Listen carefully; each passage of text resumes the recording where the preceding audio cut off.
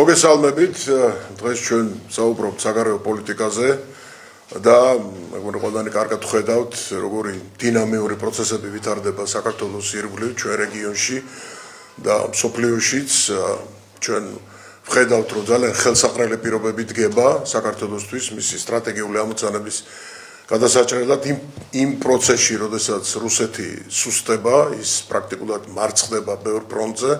ის კარგავს მოკავშირეებს სხვა კონტინენტებზე, ის სუსტდება პოლიტიკურად, ეკონომიკურად, ჩვენ ხედავთ ასევე ამის მაგალითს, რომ ის წარმატებას ვერ აღწევს უკრაინაში, უკრაინელი ხალხის გმირული ბრძოლის და მსოფლიო მხარდაჭერის პირობებში და მეორეს მხრივ ჩვენ ხედავთ იმას, რომ ევროკავშირი ფართოვდება, ეს პროცესი ჩქარდება, ჩვენ ხედავთ როგორ არის მოლდოვა, იგივე უკრაინის საკითხი, სხვა ბალკანეთის ქვეყნების და ვხედავთ ამავე დროს ძალიან გაზრდილ ინტერესს ამერიკის შეერთებული შტატების ჩვენს რეგიონში, სამხრეთ კავკასიაში, ის ახალი შესაძლებლობები, ძალიან დიდი შესაძლებლობები, რომელსაც იძლევა ეს მშვიდობისა და კეთილდღეობის ახალი დიდი პროექტი პრეზიდენტ ტრამპის და როგორია მართლაც განწყობა ამერიკის შეერთებული შტატების, რომ საქართველო მაქსიმალურად იყოს ჩართული როგორც ქვეყანა და ეს პირველ რიგში არის ჩვენი საზოგადოების, ჩვენი ხალხის მხარდაჭერა, მათი დასავლური მისწრაფებების მხარდაჭერა და სხვა შორის ეს კანონპროექტიც, რომელიც გუშინ იქნა მიღებული მავნე გავლენების საწინააღმდეგოდ ამერიკის კონგრესში ჩინეთი, ირანი, რუსეთი, ესე სწორედ არის დაცვა ჩვენი ქვეყნის და მისი უსაფრთხოების და ამას უნდა კონდეს ადეკვატური აღქმა. სამწუხაროდ ეს ბუნებრივია, ასე არ ხდება. ამ ყველაფერს ასე ჩვენ ოპოზიციის ალიანსი საუბრობს, ჭირდება მთავრობა, ხელისუფლება, რომელიც ადეკვატურ ნაბიჯებს დგამს და სრულად საპირისპირო გვაქვს დღეს საქართველოში, როდესაც ქართული ოცნება, ის რეჟიმი, რომელიც ჩამოყალიბდა, პრაქტიკულად ყველა ნაბიჯს დგამს საწინააღმდეგოდ იმისა, რომ საქართველოს გამოიყენოს ეს ძალიან დიდი შესაძლებლობები, ეს იქნება პოლიტიკური ოპონენტების დევნა, ეს იქნება თავისუფალი არჩევნების პერსპექტივის რაღაცნაირად მოსპობა და რეპრესიული კანონმდებლობა და ანტიდასავლური რიტორიკა და ის მოქმედებები, რომელსაც ჩვენ ვხედავთ. ამიტომ ჩვენი ამოცანა ოპოზიციის ალიანსის სწორედ ამ თემაზე ვილაპარაკოთ, ვისაუბროთ და ვიმოქმედოთ. მადლობა. ჩვენი ეროვნული ამოცანაა, რომ ამ პროცესში, რაც ახლა აქ იქნა მოკლედ აღწერილი, საქართველოს იყოს ლიდერი, ეს ხდება უნდა მოხდეს არა ამერიკის ინტერესებისთვის, ეს არის ჩვენ ეროვნულ ინტერესში.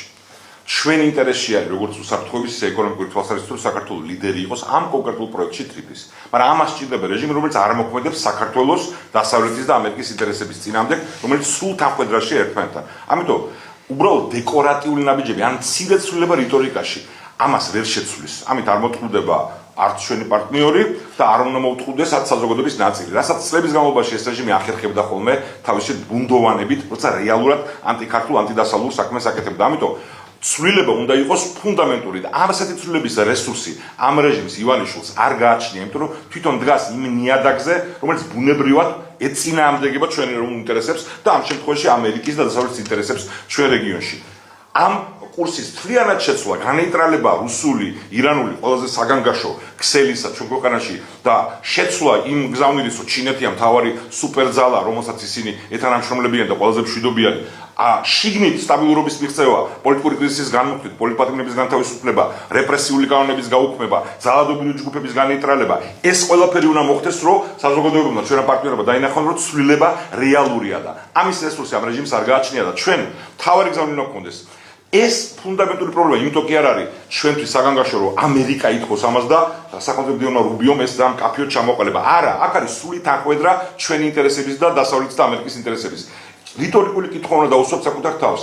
რა ქვია იმ რეჟიმს, რომელიც საკუთარ ქვეყანაში ისეთ ქსელებს ახალისებს, არა მარტო იმ ქვეყნის, რომელსაც ოკუპირებული აქვს ჩვენი ტერიტორია, არამედ ისეთი ქვეყნის, რომელიც რელიგიური, ფანატიკური ქსელი, ფანატიკოსების ქსელი ღიად აცხადებს, რომ ლოიალური არის არა საქართველოს სახელმწიფოს და კონსტიტუციის მიმართ, არამედ ირანის რეჟიმის მიმართ და ილიას უნივერსიტეტის დევნის და ალ-მუსტაფას უნივერსიტეტი, რომელიც ამ ნიადაგს ხსნის, ამ ძალიან სახიფათო ქსელისთვის არის ახალისებული და დაშვებული საქართველოში. ეს უნდა შეიცვალოს და ამის ცვლილებას სჭირდება რეჟიმის გამოცვლა.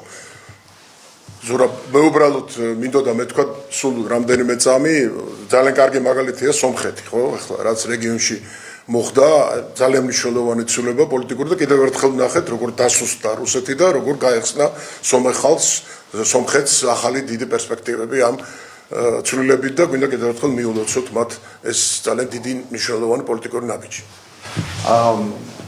მოდი რა ჩემეგობრებმა ისაუბრეს ყველა მნიშვნელობაზე მე რაღაც ორი სიტყვით ყობახიძის ცოტა ხნის წინამდე პანეგირიკს უპასუხებ.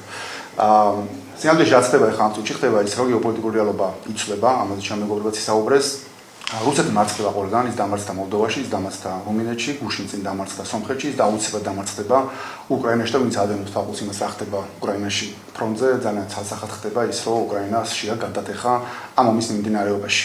სინამდვილეში მიუხედავად იმისა, რომ ჯერა თუ არა რომ ეს რეჟიმი რომელიც დღეს არის საქართველოში არის თავისი ბუნები და შინაარსით რუსული ჯერა ამის თუ არ ჯერა ფაქტი არის ის რომ ივანიშვილმა რომელსაც წეგან ყობახიძე გროსმეისტერს ეძახდა პოლიტიკის დადო ფსონი არასწორად რუსეთზე, ირანზე და ჩინეთზე და ეს არის ფაქტი.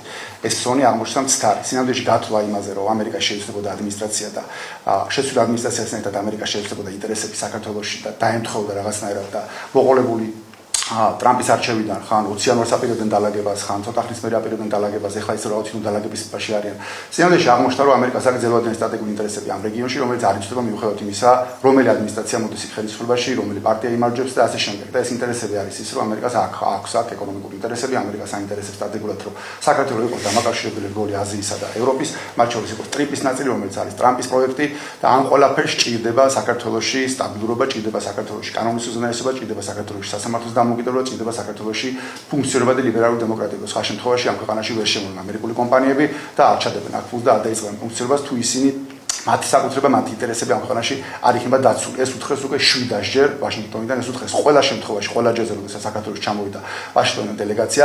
ეს ნიშნავს სინამდვილეში ივანიშვილმა დაუწყო სერიოზული ფუნდამენტური შეცდომა, თუმცა მე არ მგონია მას სხვა არჩევანი ჰქონდა, მე ამის იმჯერა, მაგრამ მაინც და სინამდვილეში ის დამარცხდება ნებისმიერ შემთხვევაში. ამიტომ ეს დოლარი ნებისმიერ შემთხვევაში ამ ქვეყანაში დამთავრდება თავისუფლების მოყვარული საქართველოს მოქალაქეების გამარჯვებით. მე მინდა უბრალოდ მეც მიულოცო სომხეთს გამარჯვება პაშინიანს აღარჩენებში და სომხეთის დადგომა განვითარების ცივილიზებულ გზაზე, მაგრამ ასე მინდა მადლობა გადაუხადო ყველა იმ ადამიანს, რომელიც ამ ქვეყანაში დღემდე აგრძელებს ბრძოლას, დღემდე არ ჩამოუშვა ხელები, არ ჩაუშვა და არა ფარხდალი, საბოლოო ჯამში გავიმარჯვებთ აუცილებლად, გავიმარჯვებთ ნებისმიერ შემთხვევაში.